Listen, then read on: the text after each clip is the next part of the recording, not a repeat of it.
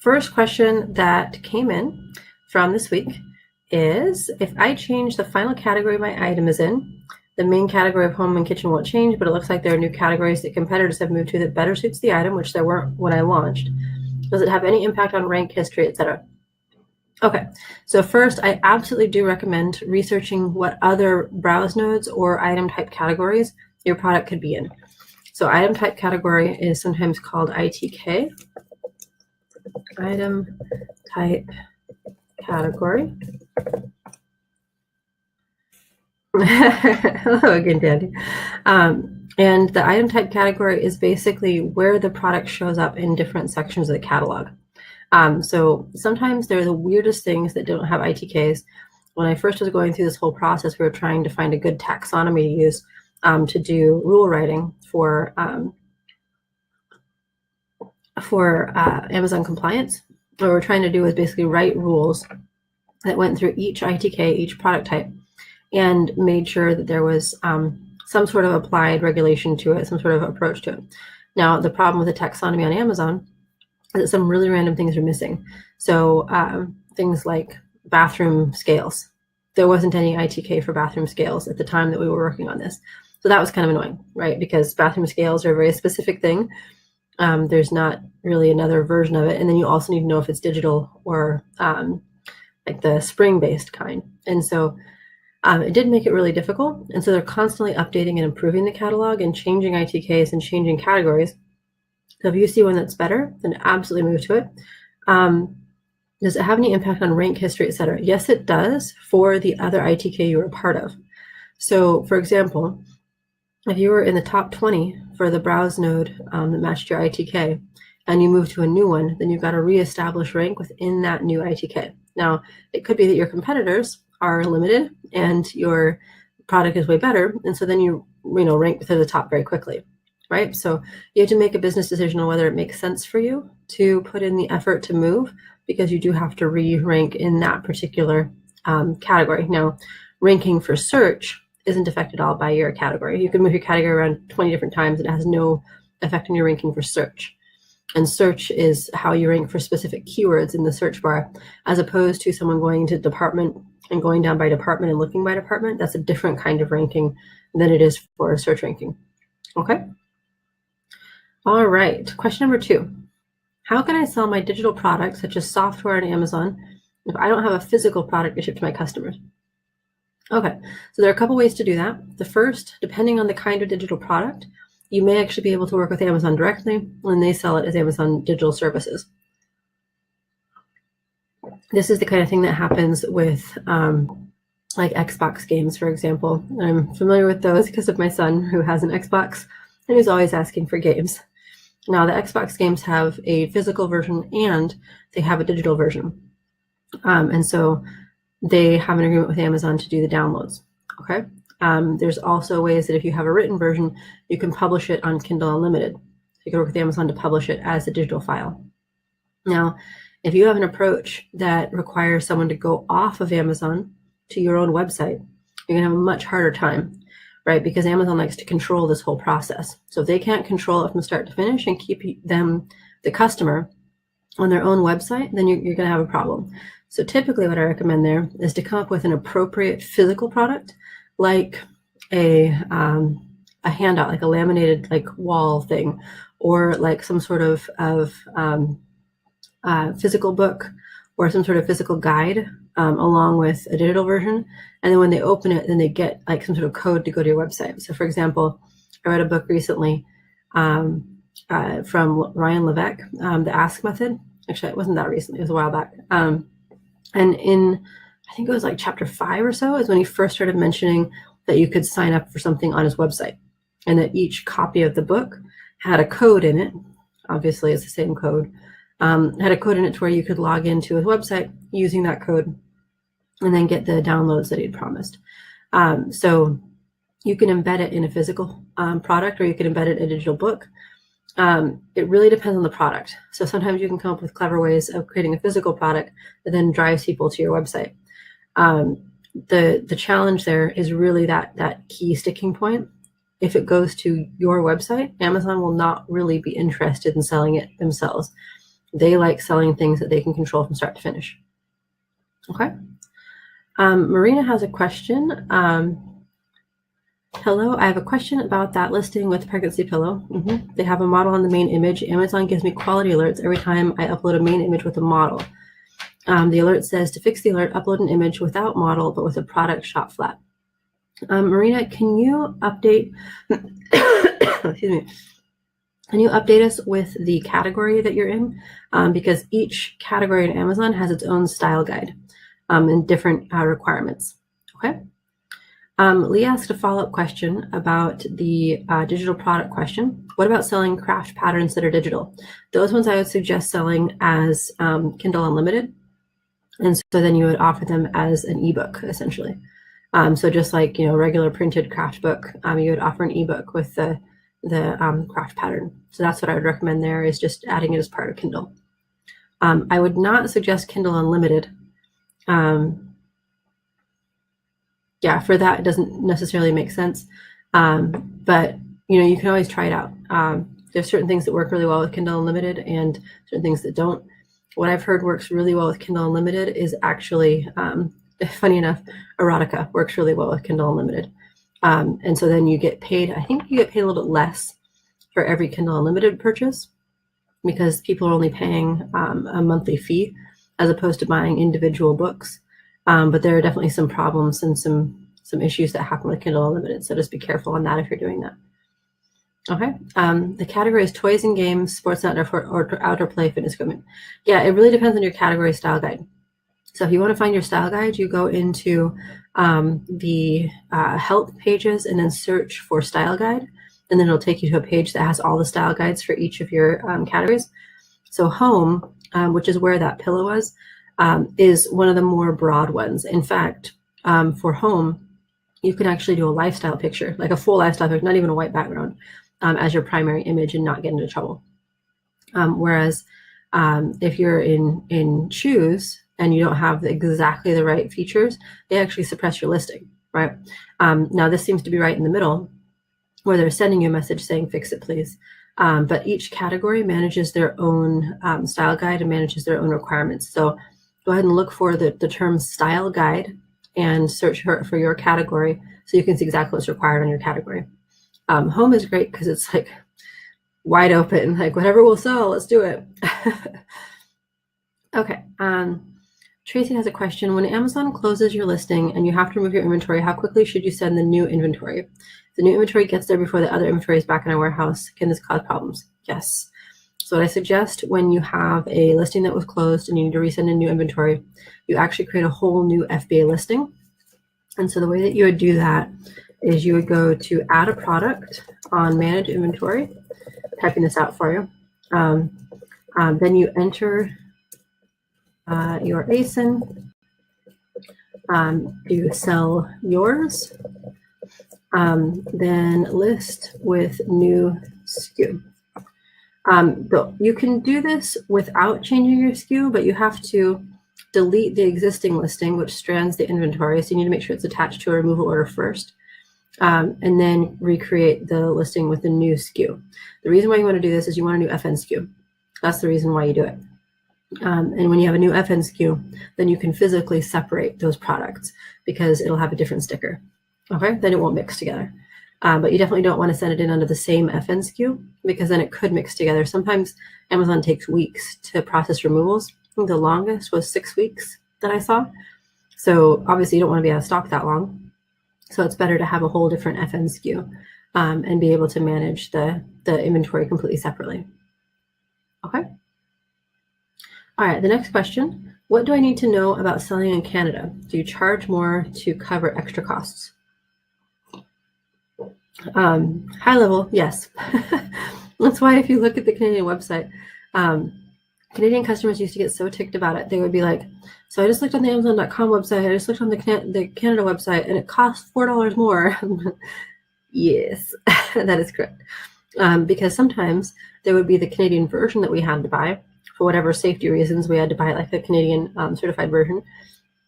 Or just the transportation costs and management costs of going to Canada were expensive. So yeah, it costs more. So yeah, you just charge a little bit more to cover your costs there.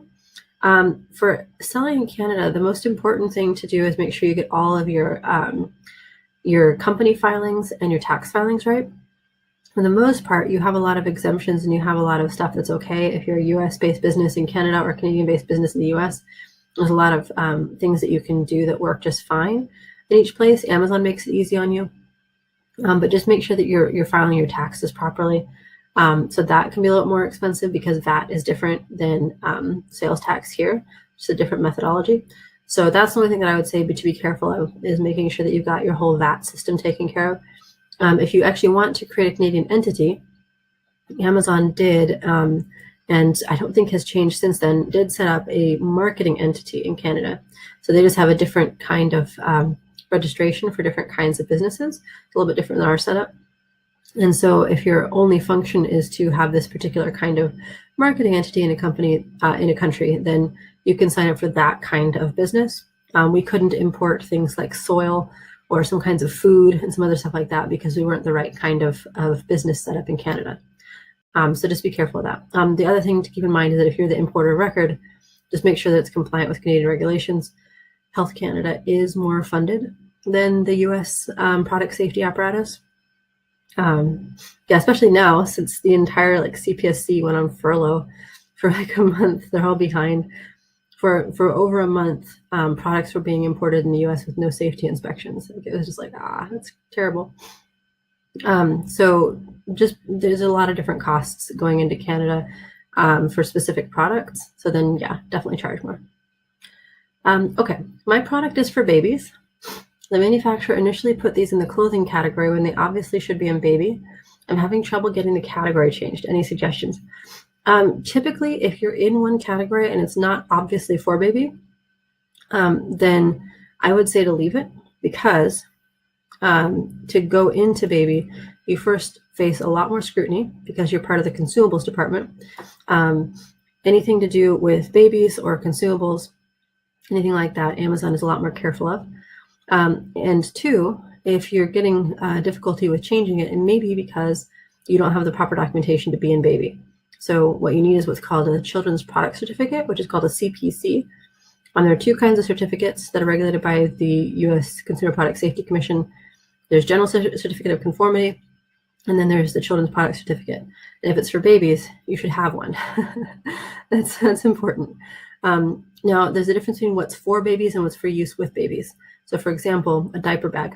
A diaper bag, you only have that when you have a baby. You're using it with the baby all the time, but the baby never actually interacts with it. So it doesn't need to be certified. But if you're talking about a baby changing table, the baby interacts with that on a regular basis every day, so that does need to be certified. That makes sense. Okay, I have a brand registered on Amazon that is trademarked under the electronics category at the USPTO. Can I sell a product on Amazon outside of this category, say in home or kitchen? Or does Amazon restrict brands to sell only the category products listed on the USPTO brand category? Amazon does not check. All you've got to have is a brand registered, and you can sell whatever. It's fine. So if you are registering, this is really an important one. If you are,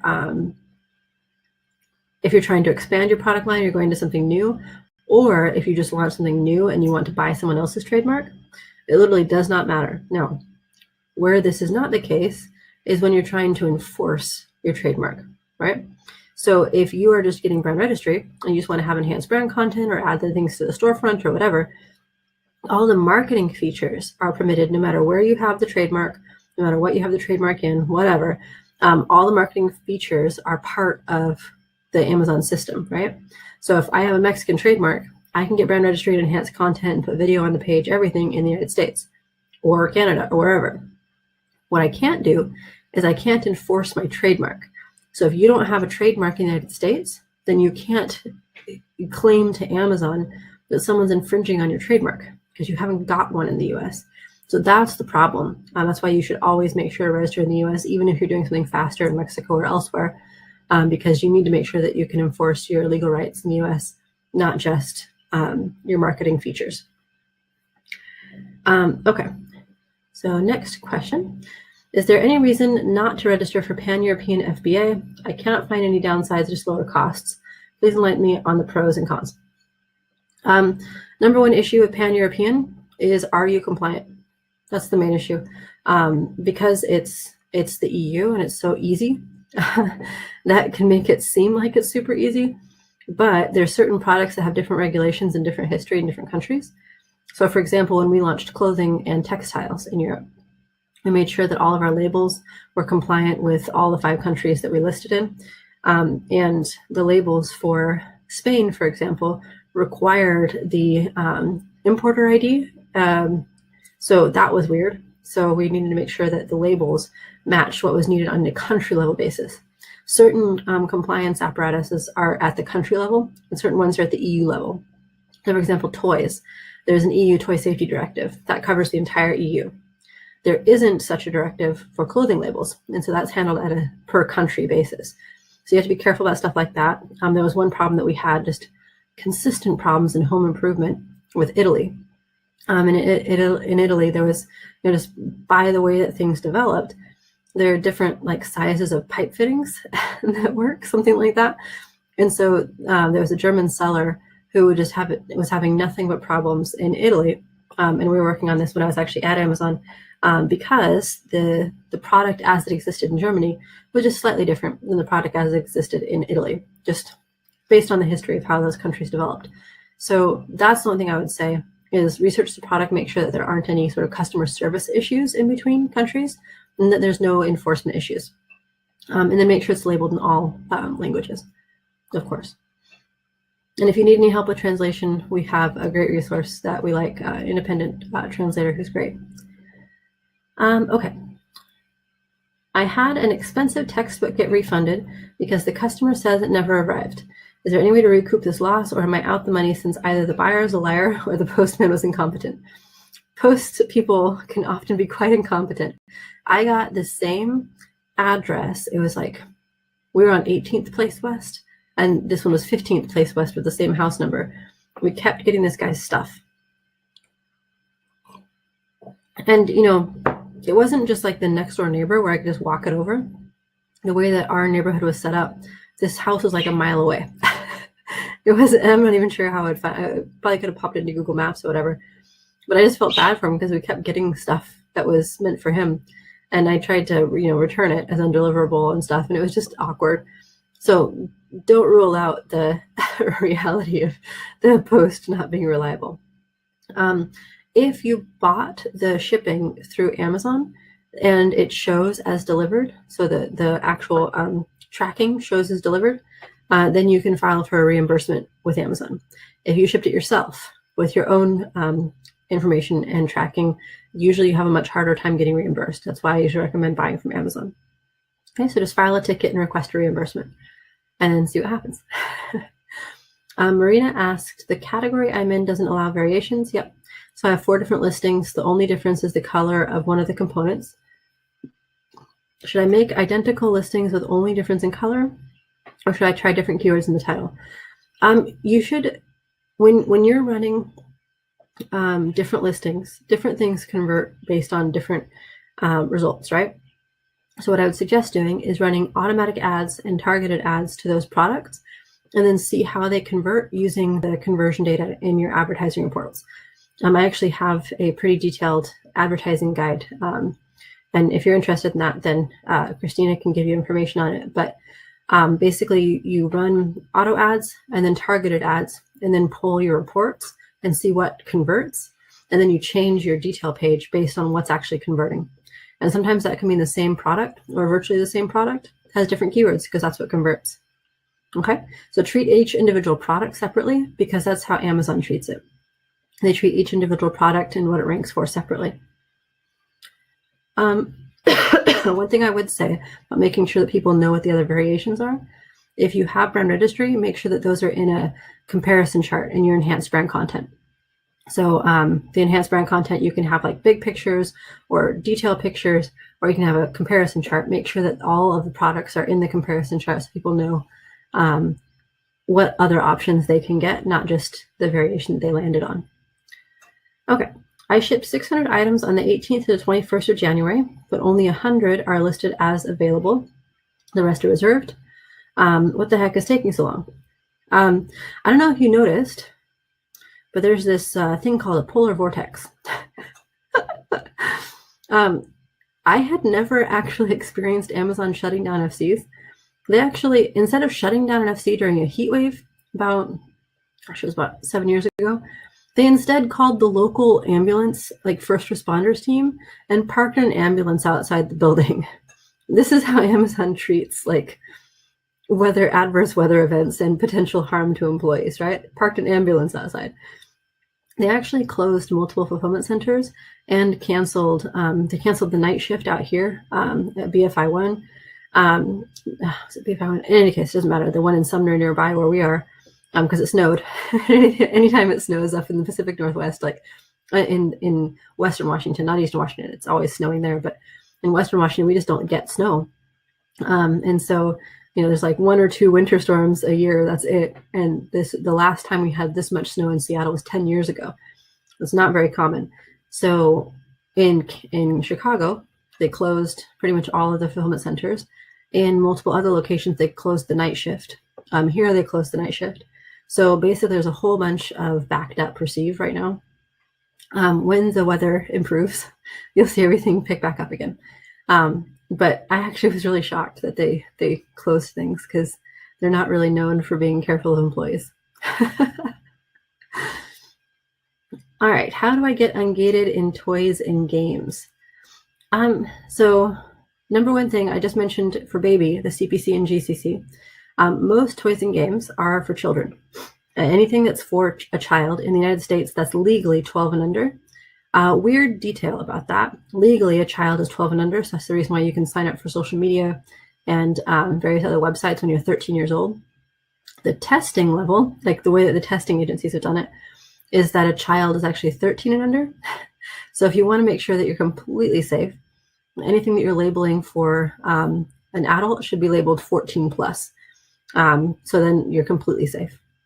So if you're selling a game or a toy, more than likely it's intended for a child. So you need to have certificates. If you don't have certificates, you're probably not going to get in. Certificates can be, they're created by the importer or the manufacturer. And they're created by the importer or manufacturer based on product testing from a third-party accredited laboratory. That's really important. You cannot test it in your garage or test it in your kitchen and call it good, right? You actually have to go with a third-party accredited laboratory. The CPSC has a website, cpsc.gov. The CPSC is actually one of my favorite government agencies because they know how important it is to have things online. The website is great. When you compare it to like the FDA or the USDA, like light years ahead, CPSC is great. They have a whole list of accredited laboratories that you can work with and get that certificate. And then you do need to renew your certification every year. So usually you can get ungated with certificates. If you don't have certificates and you are the one who's importing or manufacturing, you need to get them as quickly as possible. If you don't have certificates and you're reselling somebody else's stuff, they'll usually provide it to you, unless you're going through a distributor, in which case they may not provide it to you, in which case you're kind of SOL. So find something that does have a certificate. Okay. I have a new product that is listed in the add-on program. I did not request it to be sold this way. The only way customers can purchase this is to spend $25. Is there a way to convert this to Prime? Raise the price. I know that's a terrible answer, but basically the add-on program is whenever Amazon realizes it can't make any money off of you. That's really what it comes down to. So between the FBA costs and the percentage fee that they're taking from you, they're basically like, this is a dud product. I'm just going to call it an add-on. So Amazon won't go to the effort of shipping out a product unless they get some other kind of benefit with it, which is why the $25 limit is there. When they sold multiple things and then it's worthwhile to them. So basically, if it's super low cost, then you're going to have a hard time and you're going to need to do something else. So there's also the small and light program. That's a completely different program that's meant for small and light things. They do ship out on their own, but they have to meet the size and weight criteria. So you can apply for that. Contact seller support if you're not sure how to do that. And if it qualifies, and I believe it's like $2.34 to ship, right? Which is great because right now the minimum price for most FBA items to ship out is $3.19. So something that's in the $2 and change range is going to be quite a bit better. You can save, almost 80 cents per shipment, which is fantastic when you have a low cost, lightweight product. But as far as the add-on program, that's just automated based on the size of the product and the weight, size and weight plus the price. So anything that they think is going to be expensive for them to manage, then they don't want to deal with it, obviously. And then they can do whatever they want. They're Amazon. Okay, so that goes through all of the questions that I had that were sent in prior to today's call. If you have any questions right now, this is last call. And I have no shame in ending early today because I need to drink the rest of my tea. If you guys have anything else that you would like to ask that you think of afterwards, you're like, oh, I should have asked that question, please go into our Facebook group. The link is here on the chat window. The Former Amazonian's Guide to the Zon, and pop your questions in there, and they're either going to be answered by me in writing. I go in there 1 to 2 times a week, or they will be answered during the Wednesday live. Okay? All right. I'm going to go drink some tea and get some rest. And thank you all for joining me this morning, and we'll talk then next week. All right. Bye.